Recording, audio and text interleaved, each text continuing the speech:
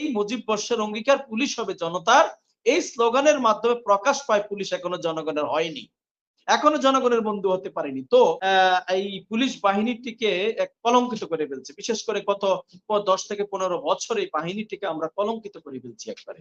আজকে বাহিনীটিকে শুধু লেজুর ভিত্তিক রাজনীতির কর্মকাণ্ডের ব্যবহার করার কারণে সরকার তাদের কর্মকাণ্ডে তাদের হাতিয়ার হিসেবে ব্যবহার করছে আজকে বাহিনীটিকে। মুজিব বর্ষের অঙ্গীকার পুলিশ হবে জনতার, দেখেন এই শব্দটা বিশ্লেষণ করলে মুজিব বর্ষের অঙ্গীকার পুলিশ হবে জনতার, অর্থাৎ পুলিশ এখনো জনতার হয়নি। এই স্লোগানটির মাধ্যমে প্রকাশ পায় পুলিশ জনতার হয়নি, জনগণের হয়নি। এক বাংলাদেশের এই বাহিনীটি মানুষের আশ্রয়স্থল, মানুষ বিপদে পড়লে পুলিশের কাছে যায়, আইন শৃঙ্খলা রক্ষাকারীর কাছে যায়। আজকে গত বেশ কয়েক বছর, বেশ কয়েক বলা যায় যুগই আসলে এই পুলিশ বাহিনীটিকে কলঙ্কিত করে ফেলছে, বিশেষ করে গত 10 থেকে 15 বছর এই বাহিনীটিকে আমরা কলঙ্কিত করে ফেলছি একবারে। এই বাহিনীটি দিয়ে আমরা এহেন কাজ নেই যে আমরা এই বাহিনীটি দিয়ে করাই না, অর্থাৎ আজকে এই বাহিনীকে দিয়ে সকল ধরনের মানে অনৈতিক কর্মকাণ্ড পরিচালনা করে সরকার, করতে করতে বাহিনীটিকে এমন জায়গায় নিয়ে গেছে আজকে আস্থার জায়গায় নেই, অর্থাৎ পুলিশ আজকে জনগণের নেই। সেই মুজিব বর্ষের অঙ্গীকার পুলিশ হবে জনতার, এই স্লোগানের মাধ্যমে প্রকাশ পায় পুলিশ এখনো জনগণের হয়নি, এখনো জনগণের বন্ধু হতে পারেনি। তো যে কথাটি বলার উদ্দেশ্য আজকে সেটা হচ্ছে, দেখেন আজকে সরকার কি করছে, এই যে নিয়োগ প্রক্রিয়া বিশেষ করে পুলিশ বাহিনীতে, আপনি জানেন যে আমরা যমুনা টিভিতে মেইন স্ট্রিম মিডিয়াতে আমরা দেখেছি বাংলাদেশে আমাদের এই বাহিনীটিতে প্রচুর ভারতীয়রা এই পুলিশ বাহিনীতে আছে। আপনি দেখছেন নিশ্চয়ই ভিডিওটি তথ্যগত, একেবারে কে কোথায় থেকে কাদেরকে নিয়োগ দিয়েছে কেউ জানে না বাংলাদেশের, এরা কারা, এরা কারা। এই পুলিশ বাহিনীটিকে আজকে কলঙ্কিত করে ফেলছে সরকার। এই বাহিনীটিতে আজকে দলীয় ক্যাডার ছাড়া আজকে এখানে নিয়োগ পায় না, সৎ অফিসার নেই, সৎ পুলিশ নেই, মানবিক পুলিশ নেই। তার জন্য আজকে বাহিনীটি আজকে একটার পর একটা কলঙ্কিত হচ্ছে তাদের কর্মকাণ্ডের মাধ্যমে। ইতিমধ্যে আপনি দেখেছেন পত্রপত্রিকা কালবেলা 7ই জুন যে নিউজটি এসেছে, বাংলাদেশের জন্য একটা অশনি সংকেত, যে বাংলাদেশিদের তথ্য বিদেশে বিক্রি করে দিয়েছেন 2 পুলিশ কর্মকর্তা। এটা কিন্তু খুব সহজ বিষয় না, এটা বাংলাদেশের জন্য কলঙ্ক, অত্যন্ত ক্ষতিকর বিষয়।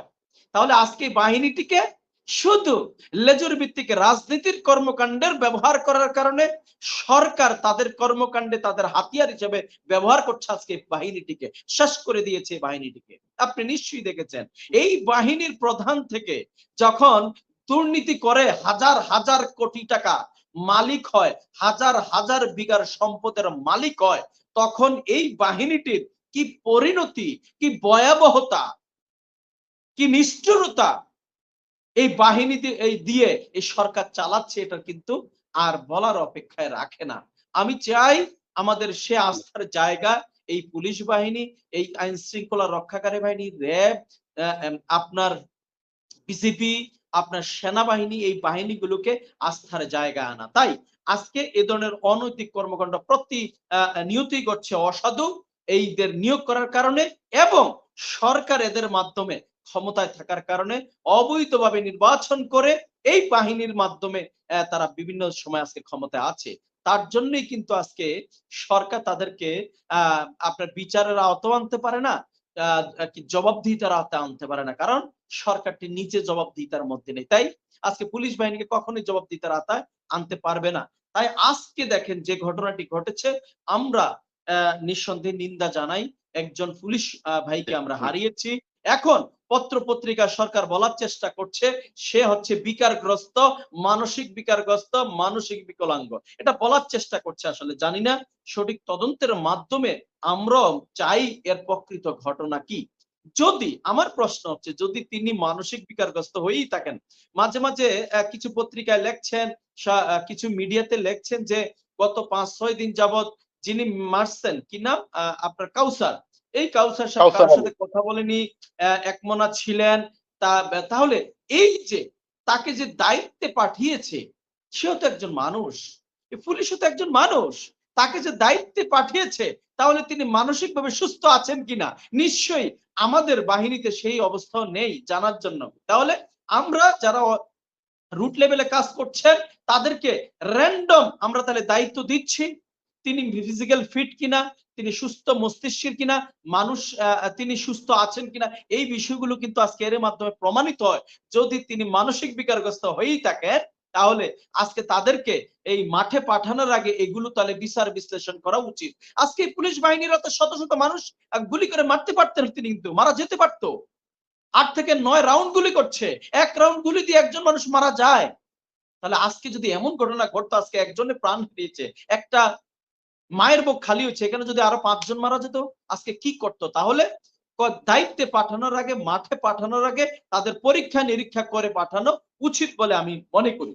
আজকে দেখেন সীমান্তে, আজকে দেখেন প্রধানমন্ত্রী শেখ হাসিনা আজকে ভারতে আছেন।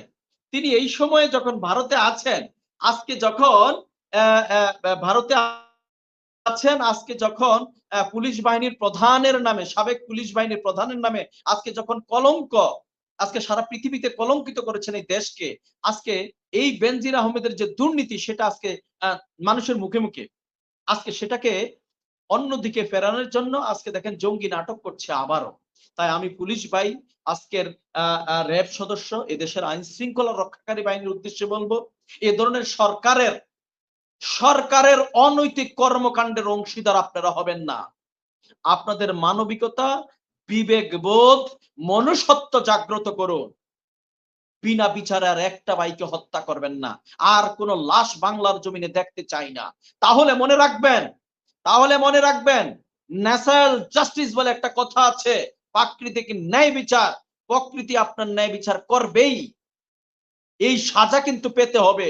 অন্যায় ভাবে কারো মায়ের বুক খালি করা, অন্যায় ভাবে কাউকে লাশ করা, অন্যায় ভাবে হেনস্থা করা, এখান থেকে আপনারা ফিরে আসুন। আজকে দেখেন উপহার দিল, সীমান্তে গুলি করছে। যেই সময় প্রধানমন্ত্রী ভারতে, আজকে সেই সময় আমার বাংলাদেশ সীমান্তে গুলি চলছে।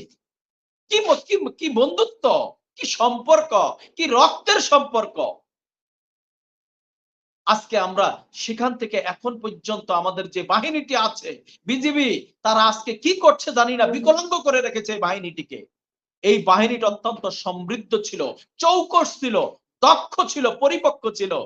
আজকে সরকার শুধু স্বামী স্ত্রীর সম্পর্ককে টিকিয়ে রাখার জন্য মাঝখানে তৃতীয় পক্ষকে আজকে বিকলাঙ্গ করে দিচ্ছে, মাঝখানে তৃতীয় শক্তিটাকে আজকে নষ্ট করে দিচ্ছে, অমানবিক বানিয়ে তুলছে, আজকে তাদেরকে শেষ করে দিচ্ছে। আমার সীমান্তে প্রতিদিন গোলাগুলি হচ্ছে, প্রতিদিন মায়ের বুক খালি হচ্ছে, প্রতিদিন গুলি বর্ষণ হচ্ছে। আজকে আমাদের এই বিজিবি অত্যন্ত চৌকস বাহিনীটিকে আজকে সরকার বিকলাঙ্গ করে রেখেছে। কেবলমাত্র আজকে প্রতিবেশী রাষ্ট্রের এই চক্ষুসুলভ আচরণ আমার বিজিবি সাহায্য করার কথা না। আমাদের বিজিবি অত্যন্ত শক্তিশালী, অত্যন্ত নিখুঁত, চৌকস, প্রশিক্ষিত। আজকে সরকার সেই ধরনের আজকে ক্ষমতায় থাকার জন্য আজকে এই ধরনের সীমান্তে আজকে তাদেরকে নীরব বসিয়ে রেখেছে। তাই আজকে আমি বলবো সকল এই আইন শৃঙ্খলা রক্ষাকারী বাহিনীর উদ্দেশ্যে বলবো, এখান থেকে ফিরে আসুন, কোন মায়ের বুক যেন আর খালি না হয় বাংলার জমিনে।